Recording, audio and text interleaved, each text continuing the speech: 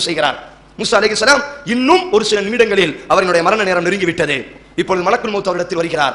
அல்லாஹ் உங்களை மரணிக்குமாறு உங்களுடைய உயிரை வாங்கி வருமாறு அல்லாஹ் எனக்கு கட்டளையிட்டான்.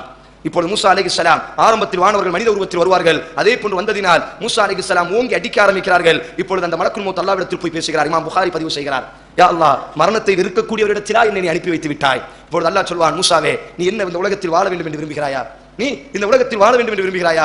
ஒரு முடி உள்ள மாட்டின் மீது உனது கரத்தை வைத்துக்கொள்.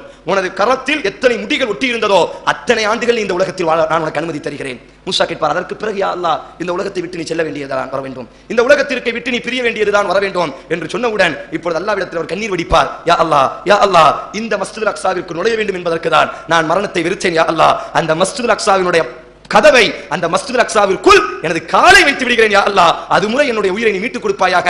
காரணம், எந்த பூமியை நீ பரக்கத்து பொழிந்தாயோ, எந்த பூமியில் உனது நபிமார்களை நீ இறக்கினாயோ, எந்த பூமியில் இப்ராஹீமை நீ வளர்த்தாயோ, அந்த பூமியில் நான் கால் வைக்க வேண்டும். யா அல்லாஹ், அந்த மஸ்ஜிதுல் அக்ஸாவினுடைய கதவை நான் பார்க்க வேண்டும். யா அல்லாஹ், அதுவரை எனக்கு நீ உயிரை பிற்படுத்துவாயாக.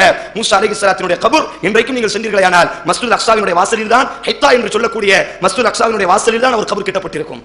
அதில் கால் வைப்பார், அல்லாஹ் அவருடைய ரூஹை பிடுங்கிக் கொள்வான். அந்த அளவிற்கு புனிதமான ஒரு தேசம்.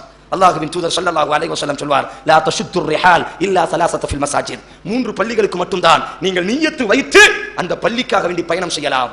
அந்த பள்ளியில் தொழ வேண்டும், அந்த பள்ளியில் பிரார்த்திக்க வேண்டும், அந்த பள்ளியில் சுஜூது செய்ய வேண்டும், அந்த பள்ளியில் ருக்கு செய்ய வேண்டும், அந்த பள்ளியில் போய் ஈத்திகாஃப் இருக்க வேண்டும் என்று 3 பள்ளிகளுக்கு மட்டும்தான் நீங்கள் உங்கள் செலவுகளை செய்து உங்கள் உடல்களை வறுத்து நீங்கள் செல்லலாம். அதிலே ஒரு பள்ளிவாசல் மஸ்ஜிதுல் ஹராம், அல்லாஹ்வுடைய கஅபா. இரண்டாவது மஸ்ஜிதி ஹாதா, அல்லாஹ்வின் தூதர் கட்டிய மஸ்ஜிதுல் நபவி. வ மஸ்ஜிதுல் அக்ஸல் முபாரக், பரக்கத்து பொருந்திய அல்லாஹ்வால் தூய்மைப்படுத்தப்பட்ட மஸ்ஜிதுல் அக்ஸா என்று அல்லாஹ்வின் தூதர் சொல்வார்கள். ரசூலுல்லாஹி ஸல்லல்லாஹு அலைஹி வஸல்லம்